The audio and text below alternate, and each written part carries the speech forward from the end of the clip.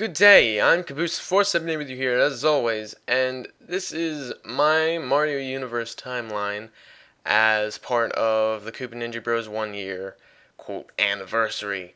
Only thing I want to say before I start, this is not serious, and I did not use every game in Mario's world, per se. So if you want to see a serious timeline with all of Mario's, games and cameos he's been in and so on and so forth, you can find them. They are out there, I promise you. Go look for them. Just Google it.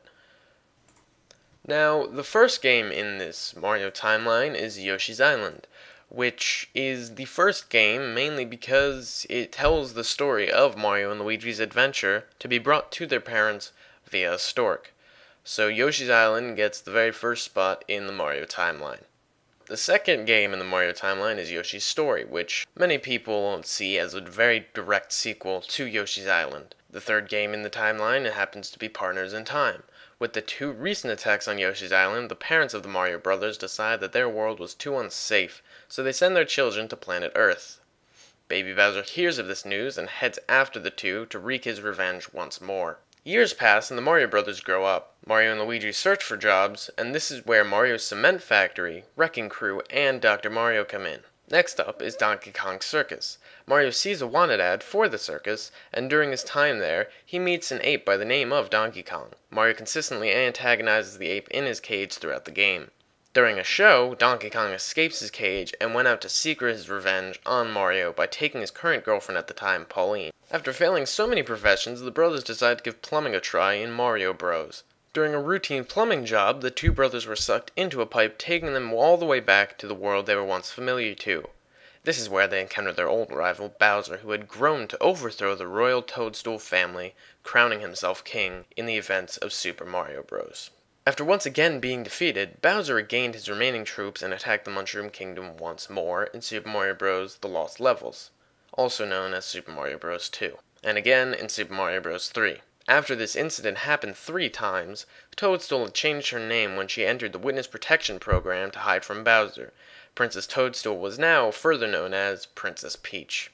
After saving their homeworld 3 times, the two brothers had become major celebrities with their own toy line. Donkey Kong had matured at this point and become a civilized ape who bought and lived in the very same house with the pipe that brought the Mario Bros back to their homeworld. It was only a matter of time until Donkey Kong found his way through the pipe to see his old enemy, a superstar. With Pauline still on Earth, Donkey Kong used his new toy line as a hostage in Mario vs. Donkey Kong. After dealing with Donkey Kong, Mario and Luigi had long forgotten about their old Koopa King, but he had not forgotten about them. After reuniting with his old caretaker Kamek, also known as Cammy, Bowser offered Kamek a chance at revenge towards the Mario brothers in Paper Mario. Once again, after saving his homeworld, Mario was finally going to be rewarded with his hard work. He had to meet his new girlfriend, Princess Peach, for some cake. Did I mention Mario was a virgin? Yeah, having some cake was a big deal to him at this point, seeing as how Luigi got so much ass. In Paper Mario the Thousand Year Door, same shit, different day, and again in Super Paper Mario. After Mario's last adventure, Bowser and Mario were practically friends, so they felt they needed a break from adventuring. Thus the Mario Party was born. Through these, Mario and Donkey Kong made amends as well in Mario Party 1 through 3. In Mario Party 5, Mario and all of his friends had decided that it was time for a true competition, the final Mario Party. Fuck 6 through 8. The gang decided they need a real prize for the victory. Mario entrusted Boo with creating the prize for the victor. Everyone was there to attend except for Donkey Kong, who was heavy into his antics with K. Rool. In Luigi's mansion, Luigi won the final Mario Party and was presented with his final prize from Boo. Little did Luigi and Mario know, the prize was an evil scheme of Boo. Mario and Bowser really connected in the Mario parties, and they agreed to continue their adventuring together as a cover-up for their secret homosexual love for each other. Thus, Mario would allow Bowser to kidnap Peach, making it seem as though Bowser and Mario both wanted Peach's cake. And this first occurred in Super Mario World. During the events of Superstar Saga, Cackletta rose to try and do what many others had failed to do before. Although Bowser was on Mario's side at first, he forgot everything, including his love for the plumber by the end. The two were back to being enemies, and Bowser is back to falling in love with Peach. Mario was so upset to lose the love of his life that he fell into a spiraling depression. The only thing relaxing enough to help him relieve his stress was golf, so he took up Mario Golf and Mario Toadstool Tour.